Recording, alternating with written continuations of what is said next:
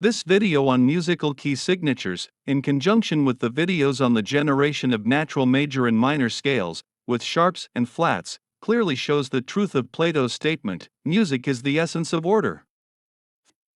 The screen shows all major scales that use sharps and all major scales that use flats.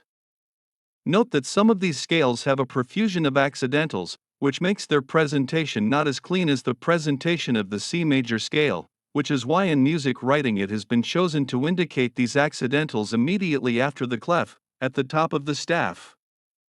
The resulting ensemble is called the scale key signature. In this video we will deal only with major scales that use sharps. We will deal with major scales using flats and minor scales in other videos. We begin our exposition by highlighting the convenience of the use of using key signatures. To do so, we consider the transcription of the first phrase of the melody My Melancholy Baby by Ernie Burnett in the D major key. On screen we show the D major scale and the transcription of this musical phrase using the music editing program TablEdit. We respected the direction of the stems chosen by this program, although they do not coincide exactly with the normal convention. See the description of the video. Note that apart from the sharps corresponding to the D major scale, enclosed in a green circle, there are other accidentals that nuance and give interest to this melody. This phrase will be reproduced below. Pay attention to the following. On the first beat of the second measure you have the note G, not the note F sharp, which corresponds to the third degree of the scale. And in the following measure you use the chord D minor built on the second degree. In the family of chords corresponding to the minor key of D, given in our associated website, whose link is given in the description, the transition to this chord is normally performed with the B7th chord built on the 6th degree of the minor scale of D, whose notes are B, D sharp, F sharp and A, but in this position the note G is used instead of the note F sharp. The note G corresponds to the augmented 5th degree of the B major scale, therefore the B7th chord with augmented 5th is used. On the third beat of this measure we have the note F sharp, therefore we switch to the B7th chord. TablEdit is friendly enough to highlight the note G at the beginning of the second measure, to tell us to pay attention to it.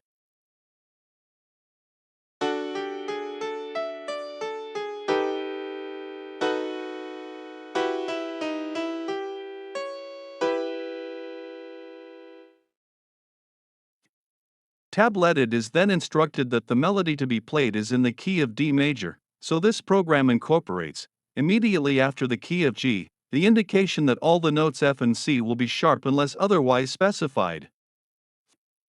The set of notes added after a clef to indicate the accidentals corresponding to a scale is called the key signature, and in this particular case it corresponds to the key signature for the D major scale. Note that the use of the key signature has greatly simplified the writing of the melody. The sharp for the note G in the first measure and the note D in the third measure have been kept because these accidentals do not correspond to the scale. Note that TablEdit has kept the highlighting of the G note at the beginning of the second measure. This is important because it helps to visualize more easily the details considered in the case of the transcription without key signature. The melody is now played again. This audio playback will be identical to the previous one, and will allow you to observe again the musical effect produced by the accidentals that are not part of the scale. This type of experience will prepare you to be able to make your own arrangements of melodies in the future, which is a primary objective of this channel.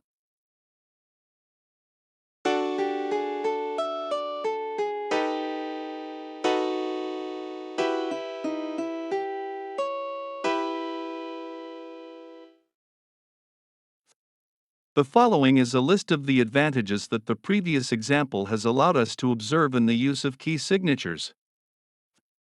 Key signatures allow, in conjunction with other factors to be considered later, the quick determination of the key in which a melody is written. When using key signatures, the only accidentals that remain on the staff are those that add interest to the melody and suggest an enrichment of the harmonization. In the statement of the first of the advantages of key signatures, we used the term allow instead of indicate. This is because, as we saw in the video on the generation of natural minor scales, they have the same set of accidentals as their corresponding relative major scales, since they have the same notes. Later we will see how to establish whether the melody transcribed with a given key signature is in a major or minor key. The advantages of the use of key signatures that we have just mentioned justify making the necessary effort to become familiar with them. Next, we mention some actions that can be taken to achieve this familiarization, but first it is convenient to review again the list of all the major scales that use sharps. Note that, as already mentioned, the increasing order of the number of accidentals is obtained by generating each new scale from the fifth degree of the previous scale, that is, at 7 semitones from its tonic. The sharp added by each new scale is located on its 7th degree, leading. This list could be used to become familiar with key signatures, but since it contains more information than necessary, since it shows the staves that contain the notes and their accidentals for each scale, it is convenient to elaborate a simple table that collects the information limited to the key signatures. Below we will show how to generate this table without the need for such a list. At the bottom of the screen there is an empty table in which we will enter the details of the key signatures for the different major scales with sharps. A simple method to fill out this table consists of counting the notes of the different perfect fifth intervals obtained starting with the note C, and continuing with the new final notes thus obtained.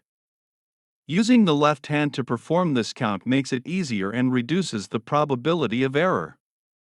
Let's begin by determining the perfect fifth interval that begins on the note C. C, D, E, F, G. It has been determined that the fifth interval that begins on the note C ends on the note G. Now, since the intervals between the notes C and D, D and E, and F and G are one tone, and the interval between the note E and F is one semitone, we have a total of 7 semitones, an interval of a perfect fifth. The new scale will then be the G major scale, whose leading note is the F sharp, so we will place a sharp on the upper line of the staff, corresponding to the note F. Let's continue with determining the perfect fifth interval that begins on the note G. G, A, B, C, D. It has been determined that the perfect fifth interval that begins on the note G ends on the note D. Now, since the intervals between the notes G and A, D and E, and F and G is one tone, and the interval between the note E and F is one semitone, there are a total of 7 semitones, an interval of a perfect fifth. The new scale will then be the D major scale, whose leading note is C sharp, therefore we will place a sharp in the third staff space, corresponding to the note C sharp. The process described can be continued in the same way until determining the key signatures of the 7 major scales that use sharps. The resulting table at the end of the described process is shown on the screen. Note that the B major scale is followed by the F sharp major scale. This is because when counting notes, semitone intervals appear between the notes B and C, and between the notes E and F, and one-tone intervals between the notes C and D, D and E, for a total of 6 semitones. Thus we have an interval of diminished fifth, so it is necessary to use the note F sharp as tonic. For a reason of the same nature, the note C sharp must be used as the tonic of the last scale in the table. These last two results could have been foreseen, because the note F sharp had already appeared in the G major scale, and the note C sharp in the D major scale. Remember that in the video on the generation of major scales we saw that each new scale is generated on the basis of the upper quadriad of the previous scale.